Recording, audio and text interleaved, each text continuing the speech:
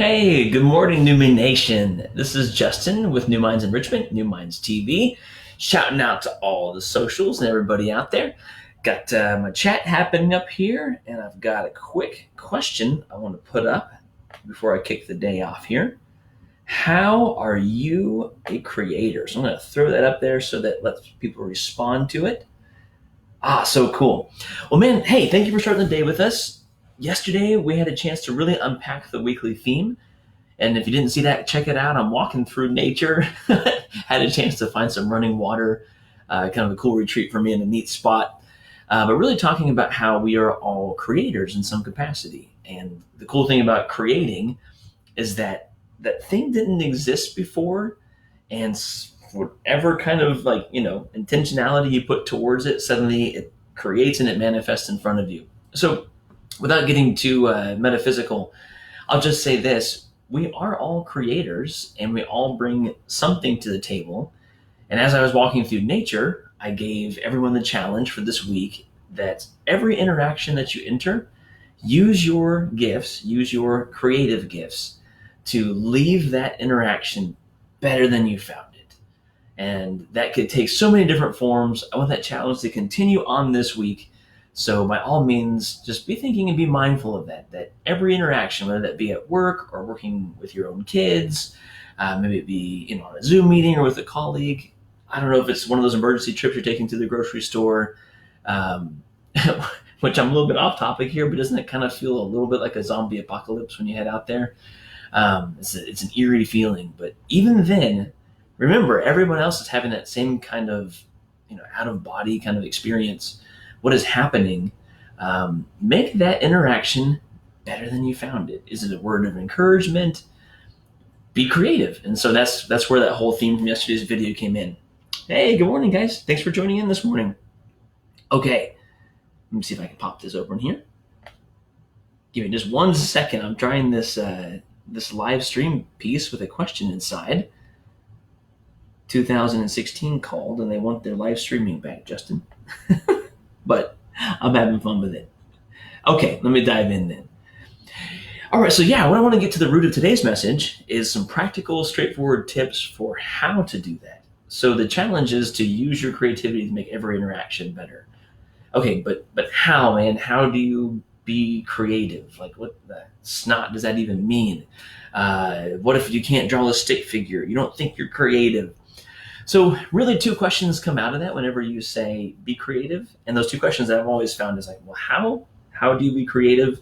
And then how do you do that and apply it inside your daily life? So I'll unpack that first one. And actually I'm going to pour into, and I'll put some comments when the chat is done.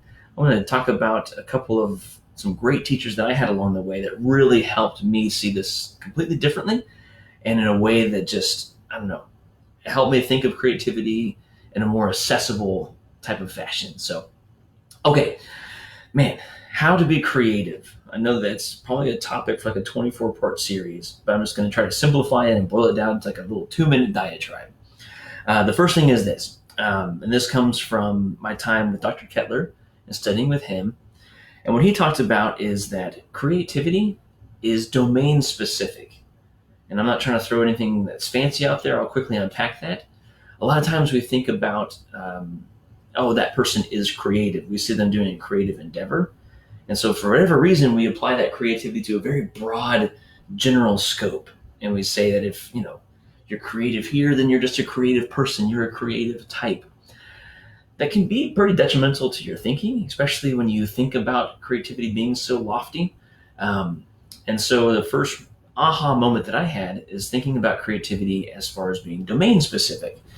And what that means is, I'll probably give you the best example ever that was shared to me from Dr. Kettler. A jazz pianist, right? Someone who's great at the chords and jamming around, is a super creative piano player. That does not mean that they're going to be a super creative surgeon, right? That creativity that applies to the domain of playing a piano is not the same type of creativity that you want inside of a surgeon who's in there having to think on their toes and be flexible. So that was the first aha moment. And it's, to be fair, there are some dispositions, like some mindsets that we can take that allow us that allow us to be creative and to be open to creativity. A couple of those, for example, are openness to experience. So think about it. If you like to try new things, you're more than likely going to end up, nurturing your creative gifts or your creativity. So being open to new things, openness to experience is what it's called. And then this one sounds a little bit odd, but it's resistance to closure. And that doesn't mean like you don't go looking for closure somewhere. What you're saying with that is that instead of, I don't know, starting to draw something and then being like, done, right? Or you're starting to bake something or cook something and it's not coming out the way that you want it to. So you stop and say, oh, this is terrible, and you throw it in the trash. You are more likely to be creative and to have creative endeavors and pursuits if you have a resistance to say this thing is done. You just wait, right? You maybe even push through. Call it resiliency, call it patience, or call it resistance to closure. So those two mindsets, if you will, those two types of characteristics, being open to new experience, and then resistance to closure, really help us embrace creativity. But again, they do not mean that, oh wow, look at that person who's a great painter. They must be a creative, and so they're creative in all aspects of life. I wish I was creative, yeah. The helpful part is to think about creativity being domain specific. Now, I keep using things that typically are associated with creativity, like I talked about art so far. Let me also throw in, I talked about baking a little bit, but that can also be like even interpersonal relationships. Are you really creative when it comes to talking to other people and getting them to open up and addressing their feelings, right? Do you resist closing and saying like, well, clearly you're sad, chop chop, let's move on, right? Do you wait? Do you live in that moment of uncertainty for a little bit? Are you open to new experiences, which is like, especially now in this time of the COVID crisis, like, are you open to trying Zoom for communication or WhatsApp for hangouts or Marco Polo for face-to-face interactions?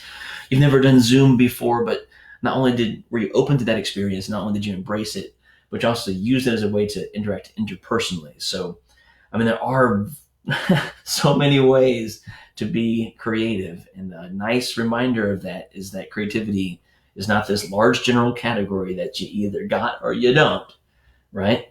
It applies to certain domains. So think about that in regards to your life, and we'll come back to that second question here in a second. Okay, the other thing that was super helpful in learning about creativity, this came from one of my great instructors, Dr. Rin, and she shared with me a model from Bagetto and Kaufman, or Kaufman and Bagetto. If I got that backwards, let me know. Kaufman and Bagetto, I'll go with that. And so they created a model. We've heard of the 4 C's, like, when we talk about collaboration and creativity and critical thinking, and communication, as far as the 4 C's of 21st century learning skills. What's interesting about that is one of those C's is actually creativity. Now, there is a 4C model of creativity. Okay, so I'm not trying to get too like esoteric on you here. Let me see if I can boil this down to practical advice. So Kaufman and Bagetto laid out this 4C model of creativity. And what they simply said was this: don't think of creativity as this lofty, right? Salvador Dali, Picasso kind of thing. Let's take those for what they are, and let's call that big C. That is the highest level of creativity. These are the game changers. A lot of times we don't even know that they're game changers until they've changed the game, right? There's actually 4 levels of creativity. And on the bottom there is mini creativity, or mini C, M-I-N-I. Like, I don't want to say like Minnie Mouse. That's a name. Tiny, you know what I'm talking about. Tiny creativity, mini creativity. And that is just those, like, you personally are like having an aha, having an epiphany. So it's your first time to ever try baking something, and you're like, whoa, wow, I didn't know. Like, and it has relevance to you. You've tried something else. You've never used watercolors. And again, I keep using creative endeavors, but I've never used Zoom before. This is all very new to me. You're making these mini MINI, mini C creative choices. You know what? I'll even put into the comments later. I'll put a URL to like an easy breakdown. The next one after that is little c. So little c is this is a creative endeavor that has impact on other people's lives. So the example might be I used painting earlier, so I'll use that again. So you yourself, a mini c, MINI, learned how to paint with watercolors. That was really neat to you. And then little c is that you've actually created a piece that someone's like, wow, this is really cool.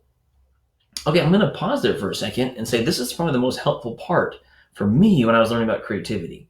Not only is creativity not this big general thing, it's domain specific, but the second part is inside that domain, you can have little epiphanies for yourself and little aha moments, and even have like small micro impacts on other people. Now, after that, you begin to move into like pro C, people that do this professionally. And then like I started with big C, the overarching part. I keep using cooking, so maybe I'll just kind of stay there. If you learn for the first time how to make a frittata, okay, yay, right? That's good. You learn something. Then you are able to bake something for your whole family, and they get a lot of joy out of it. That's the little C. You're being creative and trying something different. And then you move in the pro C, where as the name implies, you could do this professionally. And so you become, a restaurateur or a chef or a baker. And then all the way up to big C, which is the eminent, right? The Gordon Ramsays of the world and the game changers of all time, right? The ones that are out there making totally different stuff. The gastronomes of the world that are just making incredible kind of plates. So I hope that began to unpack creativity a little bit for you. So let me see if I can go to the second question and recap. So once again, the challenge is this week, use your creativity to make every interaction better than you found it. Whether that be a Zoom meeting, time with your kids, co-workers, whatever the case might be, right? Time with your spouse, your significant other, whatever interaction you have, use your creativity to make it better than you entered it. That's the challenge. So the questions that come out of that are how can I be creative? What does that mean? Well, rest assured that you can find that domain, right? And then 2, you're not shooting for eminence. You're not shooting for Picasso level. You're looking for those little ahas for yourself and that impact on other people. So, of course, the second question there, I began to address already. How do you use this to impact your environment? So I'll say it again and hopefully even say it more clearly. Start with taking stock of what your gifts are or what your interests are, what your passions are. I'll give you a very living, real example. I enjoy playing guitar. I have fun with it, right? I play around with scales and chords and a little bit of music theory. Never once thought that I would like play to a crowd on Facebook. So I took stock of the gifts that I had, right? You take stock of the gifts that you have. Is it baking? Is it your interpersonal relationships with other people? Is it your communication? Is it your call to empathy? Is it your love of reading and literature, right? These are all gifts and passions and pursuits. And recognize that, going back to what I said earlier, you're not going for this big general overarching creativity. So if you say to yourself, I can't draw a stick figure, I'm not creative, stop. You're thinking about creativity as this big general thing. Instead, think to yourself, well, I can be creative with what I'm passionate about or have an interest in or a talent in. So, okay, now what does that mean? For Justin, I talk myself in third person here. For Justin, I enjoy playing the guitar. Okay, so now do I need to go write the world's best song? Do I need to jump for the big C? No. Right? See, creativity comes in 4 different levels. Start with the little C. Start with the mini C. What's something that I can get out of this and I can play and I can learn something new through the process. And then I would say by the time that I picked up the guitar and was able to sing into this camera and this microphone, I was little C. My thought was, can I create something that impacts and helps somebody else in some way? So I don't know if it did, but I like to believe that it did. And I wanted to give that as a very living and real example because that's my challenge for you guys this week. Once again, I'll say it one more time. Every interaction that you enter, leave it better than you found it. Now, how do you do that? Take your gift and aim for that little C, that piece of creativity that's inside that domain, that gift that allows you to make this world a better place. Okay, I hope this message has been helpful for you. I hope that maybe you're even able to take it and pass it on to other people as well, especially if you're a teacher and you're talking to your students. If you're working with your kids, a lot of times you get pushback. It's like, oh, I'm not creative. I can't do this thing. And so I encourage you to really reinforce that part. Like, well, what do you mean you're not creative? It's not this big thing, right? It's creative at something or in something or some field. It's very specific, very domain specific, if you want to get fancy with the words. Okay. Yeah, again, I hope you can use this message. And more importantly, I hope that you use your gifts and talents to make this world a better place. This is the stuff that we do here at New Minds Enrichment. We do our best to find our talents and cultivate them and put them out there for you. And so, of course, today we have an amazing lineup as always. After this is Kristen with the Parent Power Hour. And as you watch these or think about them, my gosh, think about the gifts that they're employing, right, in that little C way. So Kristen wasn't a motivational speaker. She just loved to read, and she loves self-development, and she loves productivity, and she loves people, and she's amazing at interpersonal connections. And so it became this natural flow, this natural tendency for her to apply that to a Parent Power Hour and really pour into people out there that need to hear it the best. Same thing. I mean, I could do this all day. I won't, but I'll just give a couple more examples, like Dorian. Dorian, you may not know this. So Dorian is an amazing inspirator. I'm sure you know that. He just has this natural talent for working with kids, and so little C, right? He's using his gifts to create these lessons and put them out there. And I would argue he's even moving into the pro C category, where he's able to do this for a living and make money off of it. The part you don't know about Dorian is that in middle school. Now, why? So, super fast, quick backstory. There's Justin and there's Ben, and so Ben hired this guy to help out with summer camp. And later, I found out that he hired this guy named Dorian. I was like, "That's cool." And he goes, "Yeah, his name's Dorian Dayton." I was like, "Wait a second! I taught him in middle school." Man, okay, that Dorian is absolutely incredible. So, but what am I trying to get to? He was never an online presenter. He worked with kids, and he used his gifts and his talents. Right? You could say Dorian's a creative. He's so creative. I can't be like Dorian. Stop, time out.